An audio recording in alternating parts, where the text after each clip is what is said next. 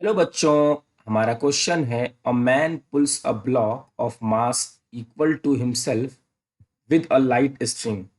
The coefficient of friction between the man and the floor is greater than that between the block and the floor. तो सबसे पहले बच्चों हम situation को समझते हैं। ये हमारा ग्राउंड है और ये हमारा ब्लॉक है जिसका मास m है और ये हमारी स्ट्रिंग है और यहाँ पर एक मैन है जो कि इस ब्लॉक को खींच रहा है और इस मैन का भी बच्चों मास इस ब्लॉक के मास के बराबर है। मान लीजिए कि इसके बीच में लगने वाला फ्रिक्शनल फोर्स म्यू 1 है और इनके बीच में लगने वाला फ्रिक्शनल फोर्स म्यू 2 है। फ्रिक्शनल कोफिशिएंट म्यू 1, यहाँ पे फ्रिक्शनल कोफिशिएंट म्यू 2 और बच्चों mu 2 is greater than mu 1 according to this question. ठीक, अब चलिए हम अपने ऑप्शन को समझते हैं। If the block does not move then the man also does not move.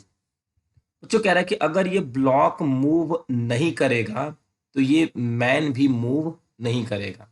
इसको जरा हम समझते हैं।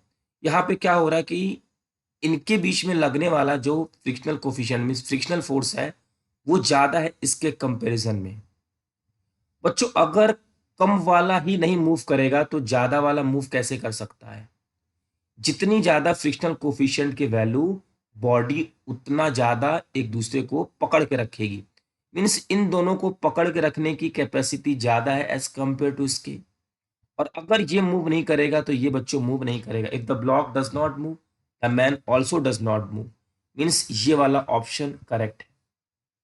दूसरा ऑप्शन समझते हैं। The block can move even when the man is stationary.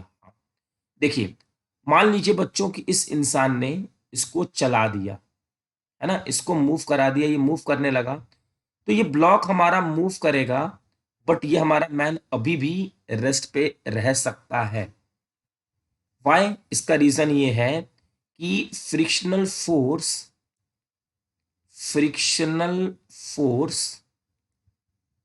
Between man and floor is more than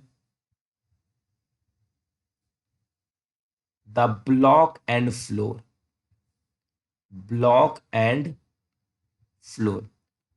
तो बच्चों दो सिचुएशन हमको समझ में आई। पहली सिचुएशन कि अगर ये रेस्ट पे है तो ये तो पक्का रेस्ट पे रहेगा और अगर ये मूव करेगा तो भी ये रेस्ट पे हो सकता है। रीजन है कि इनके बीच में फ्रिक्शनल फोर्स ज्यादा है और जिसका जितना ज्यादा फ्रिक्शनल फोर्स अपोजिंग नेचर उतना ही ज्यादा। मीन्स ये ऑप्शन भी राइट।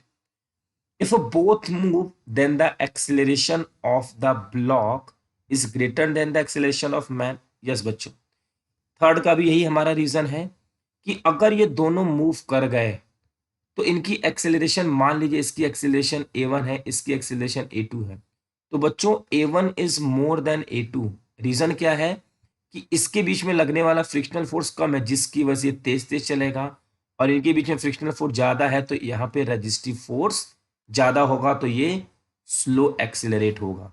मीन्स थर्ड ऑप्शन भी करेक्ट होगा। फोर्थ बच्चों option, if both move then the acceleration of man is greater than the acceleration of block. बच्चों फोर्थ ऑप्शन जस्ट इसका उल्टा है, मीन्स ये नहीं होगा। तो हमारे इस क्वेश्चन का आंसर होगा 1 2 3। आई होप बच्चों कि आपको ये बहुत ही अच्छा सा क्वेश्चन समझ में आ गया होगा। Thank you.